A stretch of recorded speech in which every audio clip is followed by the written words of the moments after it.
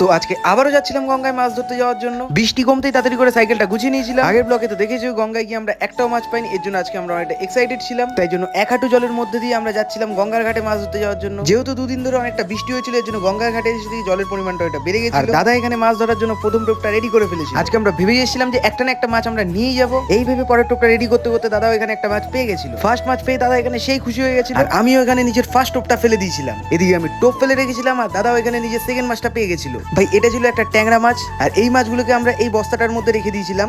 তারপর সবাই মিলে আবারও টোপ ফেলতে বসে পড়েছিলাম। প্রায় 2 ঘন্টা পর মাছ না ফাসলেও এই গামছাটা ফেসে গেছিল আমাদের টোপে। তারপর ফাইনালি আমিও পেয়ে গেছিলাম একটা ট্যাংরা মাছ। যাই হোক, তারপর আবারও বসে পড়েছিলাম মাছ ধরার জন্য। এদিকে দেখতে দেখতে প্রায় সন্ধ্যে হয়ে গেছিল, তাই জন্য মোটামুটি আজকের মতো আমরা এটা শেষ টোপ ফেলে দিয়েছিলাম। যাই হোক, আগের দিন কিছু না পেলেও আজকে আমরা মোটামুটি এই 4টে মাছ পেয়েছিলাম। আর মাছগুলোকে নিয়ে বাড়ি যেতে যেতে এই মালটার সাথে আমার দেখা হয়ে গেছে। আর বাড়িতে গিয়ে দেখি মাও বাড়ি থেকে মালপোয়া রান্না করেছিল। আর এই মালপোয়া খেতে খেতে আজকের ব্লগটা এখানেই শেষ করছি।